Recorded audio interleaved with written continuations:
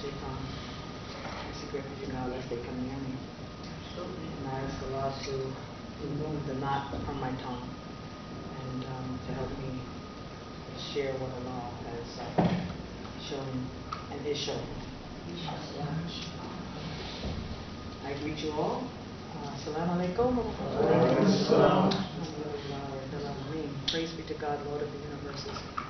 And inshallah, I'll be speaking on what Allah has shown me a lot is in that word show. Seeing and the blindness. What we're seeing and the blindness. Something about it just keeps more and more things keep opening up in terms of what I see and then what is real and what I'm not seeing and what I'm ignoring. And so I wrote some things down, but I will let ask Allah to guide my words. There's a lot of ayats concerning what's going on in the world and what's going on in life that keep showing me what is Allah telling the world and us through our own blindness. What are we blind to? And of course, because of that first, well, I'll get to the ayats that we know so very, very well. What I've been asking myself is, in what ways am I blind to my reality, to God's truth, to Allah? Or what ways am I blind? And Allah does talk about the blindness inside the hearts, inside the chest, being worse than any other kind. And he says, Bismillahirrahmanirrahim, did they not roam the earth, then use their minds to understand, and use their ears to hear? Indeed, the real blindness is not the blindness of the eyes, but the blindness of the hearts inside the chest. So it's real easy for us who claim belief and worship of God alone, belief in and worship of God alone, to talk about zeroing in on what's in the heart and what's in the sincere, what is there, rather than the material, the obvious, the physical. It's easy for us to talk about it. It's easy. It becomes like chatter,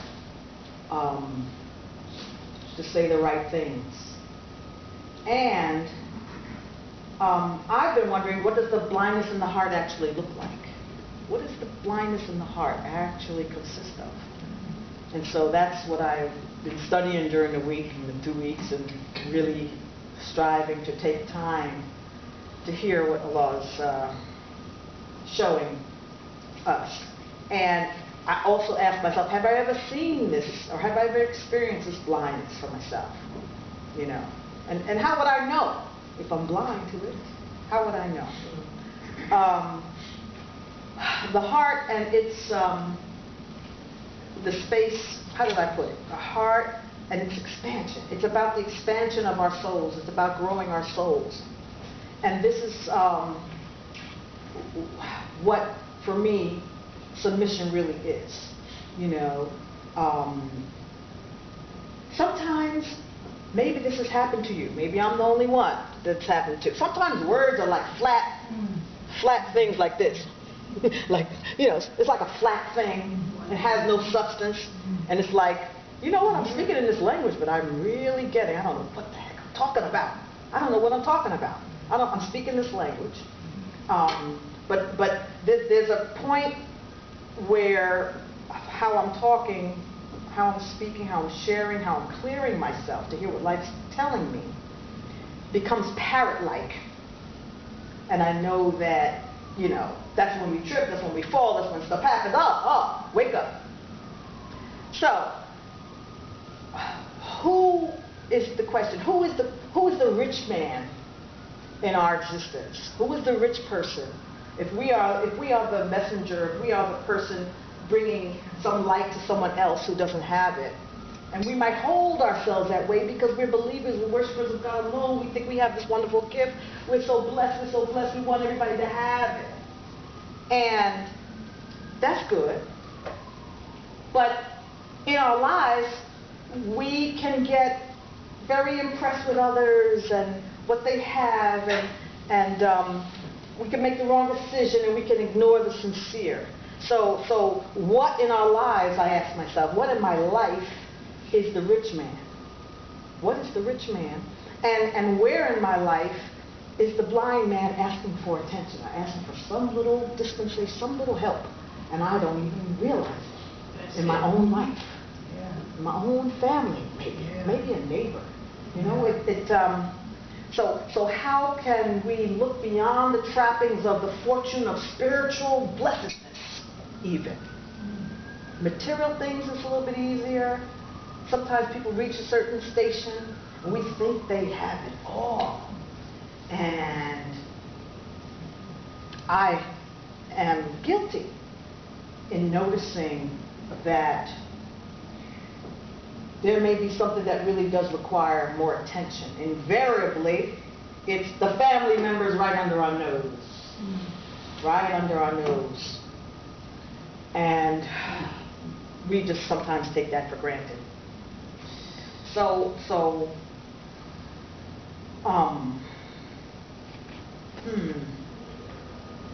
point. We think sometimes that what we're focused on will get us to a better position, like being in that prison that Joseph made himself be in. We think that something in our lives, something that seems good, or some person, or some condition, some job, is in a better position, and that's the better position terminology. But when we have that thought and it veils us to the truth, God alone, that God is everywhere and God's always showing us stuff, then we are blind. And we have to look above that. We have to lift that veil from our eyes. So generally when someone is blind, they can't see. And they just have a different way of perceiving the world. And they may depend on their other senses. And there was a guy in the world, in the U2, a young man, who is blind, but his mother grew him up to think he can do anything in the world. So this young man knows how to walk down the street and he could feel a garbage can. And they showed the video, the person interviewed him, and he could see that that's a garbage can. Yeah, I could feel it. He could feel the dimensions of the garbage can. Because his blindness didn't stop him from knowing the truth. And he was taught to heighten his senses, his other senses, so that he could actually discern stuff that those of us who see can't discern. We bump it into the garbage can while we're talking. So, the reason we must continually work at and look at our blindness is because there's just so much we take for granted. We assume that if people are saying, doing, if they're saying the right thing, showing us the right thing, and you know, the good, the positive, and the beautiful, then we're seeing clearly. We make the mistake of taking the first glance as truth. But Allah tells us that the rich and seeing only the rich may be a mirage. He even tells us that the wealthy one may look wealthy, but in fact be impoverished or very much wanting. And I've been working with that, as you know, some time also. So the question is not in looking at our own blindness and thinking that, you know, we have this big coat on, and it's a spiritual connection to Allah, and it makes us feel very, very good and very, very blessed. But at the same time, we want to give it all out to everyone and want to know who wants this message and how will I know someone is sincere. That's not the question. The question is not us going out and saying like, oh, I have so much to give. Oh, I have so much to give. Who wants it now? Who wants it now? That's not the question. The question is that I came to, that Allah allowed me to see. Do you go by what you see? Are you influenced by what you see? Or what you know to be true? So it's like knowing what the truth is and not being like swayed by this other stuff that's always going to constantly bombard you. Okay? It's true. You can only know what's in your own soul as a yearning to be close to God. I know for myself it's an aching feeling of wanting to be accepted. It's an aching feeling of, even if I'm completely wrong about something, I know Allah has my back. I know the people who love Allah like I do have my back.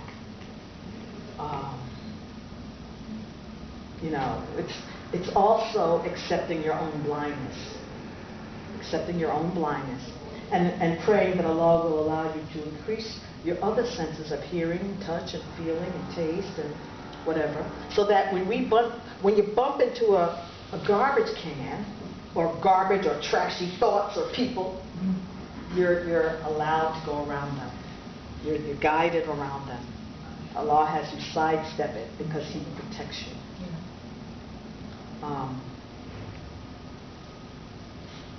On the other hand, if you are engaged or interacting with someone and you think that God has sent them and, they look and seem good for you and, this is obviously the next step in your evolution and getting even closer to God, you have to be aware. You have to take the time to be aware and keep your ears open for God's truth, which may often come in the form of someone who just needs a little bit of your attention. It might be a family member. It might be a neighbor. But you're going to save the world. I'm going to help. I'm going to be charitable. I'm going to give dawah. I'm going to give education about Allah. And this is what I'm carrying. This is the blessing that I have. And I have to be careful that I don't skip over my family member, skip over my neighbor that's real close. And for some of us, it might be something like real tiny, like picking up garbage behind somebody or paying somebody's toll. Sometimes, you read these stories of people doing these wonderful things. And sometimes the flash of guidance will come like, oh, guess what? You better do this because you actually were blind in that last moment. So do this to kind of wake yourself up. So, Allah does not want us to be preoccupied by the glitter and loud noise when the real help and the blessing that comes with it may be right under our noses. So let's just repent. Yeah.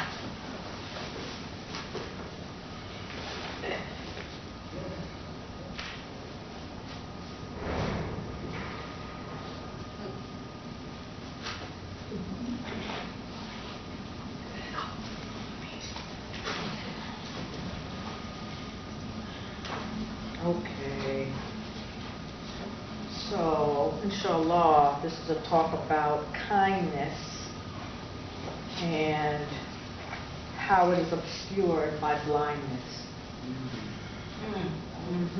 Yeah, it's about kindness and how it gets covered up. So we'll do a lot of reading now. Allah says, "Do you not see that Allah sends down from the sky water that turns the land green?" I'm very present to this because at my house that's occurring. I see that. I see that Allah sends down water and it's turned the land green. from the sky. God is sublime, cognizant. Cognizant. Cognizant. What does cognizant mean? I didn't look it up. But here's the feeling I have about it. Cognizant is totally all senses are open. That's it. All senses are there. Totally aware. We say all knowledgeable, but cognizance is better because it has to do with cognition. We're getting more and more aware of what cognition's about. So Allah sends down all this, water, cleanse our eyes and clean up our glasses and stuff. And if we're not appreciative that Allah is sublime and cognizant, what I notice happens is that we become blind and deaf. This is what Allah makes people. In 571, He tells us. And somebody just did that online. They had a little story. Here's Psalm 71. So this is the Israelites, right? This is after 69. Bismillah Rahim. Surely those who believe, those who are Jewish, the converts and the Christians, any of them who believe in God, believe in the last day, lead a righteous life, have nothing to fear, nor will they grieve. We have taken a covenant from the children of Israel, and we sent to them messengers. Whenever a messenger went to them with anything they disliked, some of them they rejected, and some they killed. They thought they would not be tested. So they turned blind and deaf. Now here's some people, they chose blindness. They chose the blindness. Then God redeemed them, as we know well from the story of the Hebrews. They did a lot of back and forth, like, oh, we're not doing that. Yeah. Well, I'll help you again. Oh, we're not doing that. We'll help you again. But then many of them turned deaf and blind again after Allah redeemed them. God is seer. God is seer of everything we do. So, Allah will make us blind and deaf, and then at a certain point He's like, He's tired. He's like, lazy y'all. I'm through with y'all. You've given all this information. You thought that you had it going on. You walk with the big stick of your own back spine, being secure and sure that Allah is blessing you at all times. And then when you look at your families, woohoo! The truth. Look at your families. Look at your family members. Look at how you forgot to communicate to that one, or that neighbor, or that thing at your job. Look how you couldn't do quite that because you were focused on this that was so, this one certainly deserved information, but that blind man of that truth in your life, you didn't want to deal with. And here's what happened. This sister, I don't know who she is, somebody in Malaysia, they like to have a concert with snakes. Yeah. You heard that? They have concerts with snakes and whatever, and she's a rock star, and she does her thing with the snakes. The cobra, that's a king cobra snake, bit her, and she lasted 45 more minutes, then she died. She left. She just left.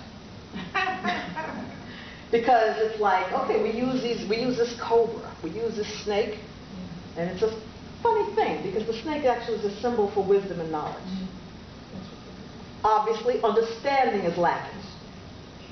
So that when she got bitten by this poisonous snake, it was the time to stop the show, get off, get the antidote or whatever, and that's what we would think. Why? Because we've been given a lot of good information and knowledge, and we're striving to have much and much more understanding of how it is we conduct ourselves. And that's why we keep reading the book. But here's somebody who ought to know that if a cobra bites you, you're going to die. Yes. And maybe she did. But I don't want us, and Allah does not want you to make a bad decision. He wants you to strengthen your heart. He wants you to begin, not begin. He wants you to continue taking off the layers of the rose-colored glasses and the different ways that you're not seeing inside your own heart. He wants you to keep cleaning, keep cleansing, keep purifying your own heart. There's much to gain, right? So, doesn't matter, because as he says in 21:36, when those who disbelieve see you, Allah, it's like they ridicule you, so you're kind of afraid, is this the one who challenges your gods? And what other gods? It's these things that we accumulate and we pay attention to that seem so important because they seem in a better position, right? Meanwhile, they remain totally heedless of the message from the most gracious. I want to see if there's any more of that. The human being, 37 says, is impatient by nature. I will inevitably show you, Allah will show you so you have to see it, my signs, he says. Do not be in such a hurry. Do not be in such a hurry. Slow the roll, just a tad more.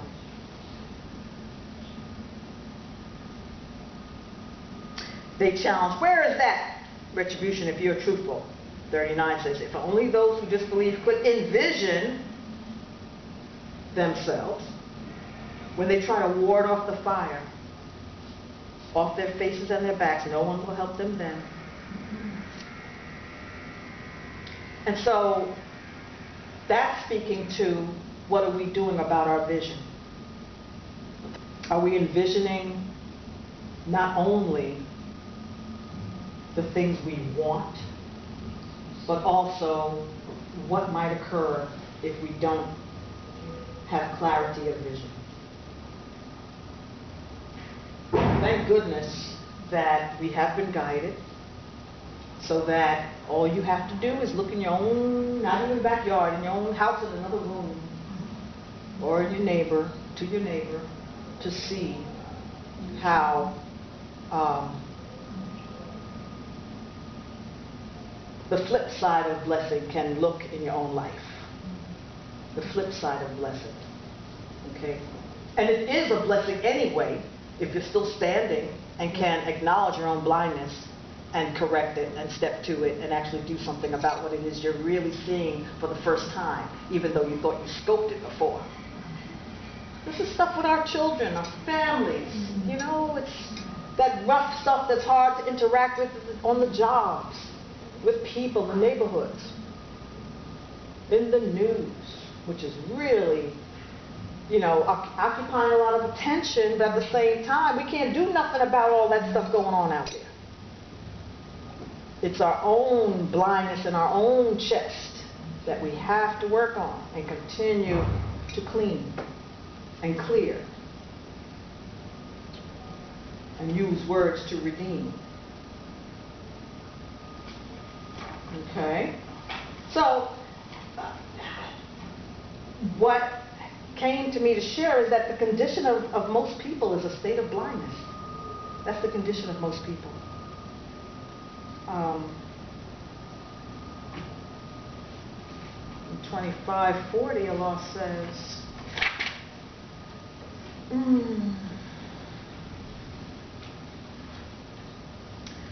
they have passed by the community. They, and the they is everybody. The Noah's people, Musa's people, Tammuz, generations between them.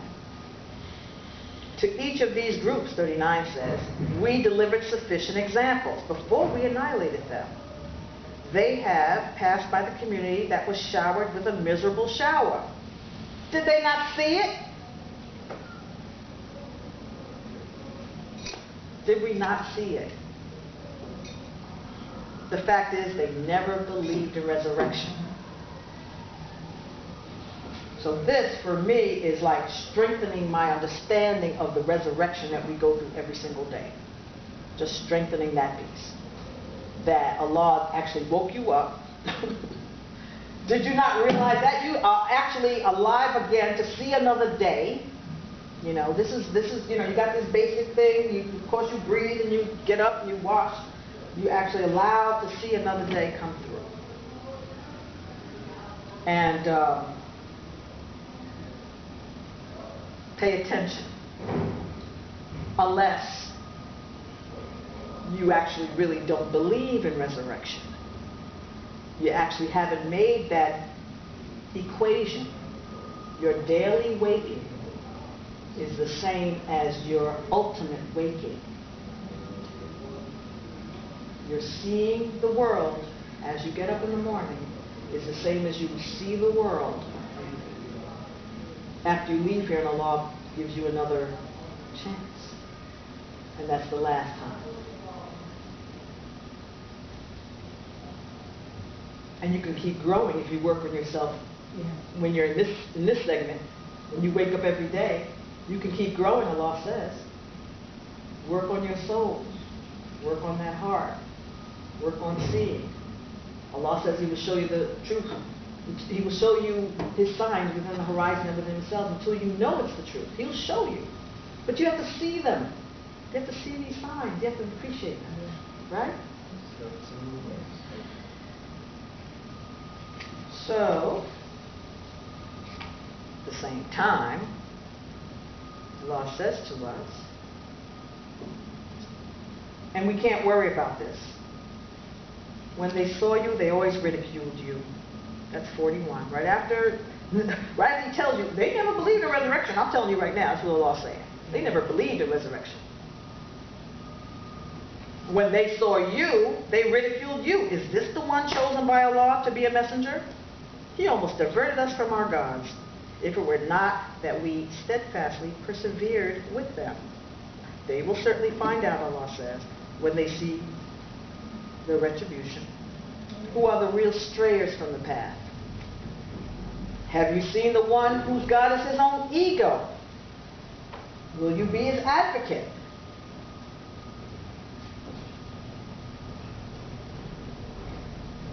See how when we get consumed with the obvious, with what looks like it's going good, we want to roll with it, our ego could be actually just stepping right up in there. Right? We've got to be careful about that. Do you think most of them here will understand? They are just like animals. No, they are far worse. Have you not seen how your Lord has designed the shadow? If He willed, He could have made it fixed. Then we would have designed the sun accordingly. But we designed it to move slowly. Remember before He said, don't be in a hurry. He is the one who designed the night to be a cover for you to sleep and rest, and He made the day a resurrection. So be happy about that. So the bottom line for this is, do we conduct our lives thinking we know the worshipers by looking at them? Thinking we know the sincere? Thinking we know the believers by looking at them? Okay? You can't judge by sight alone. We do well to use the sight to acknowledge and judge our own lives by Allah's signs that He gives us daily, moment to moment. That's what the sight's really for.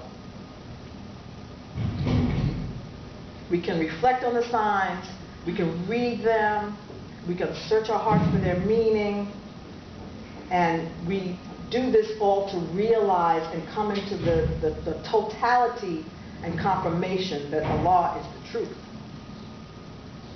Because Allah tells us who the worshipers are in 63 of Furqan 25:63. The worshippers of the Most Gracious are those who tread the earth gently. And when the ignorant speak to them, they only utter peace. In the privacy of the night, they meditate on their Lord and fall prostrate.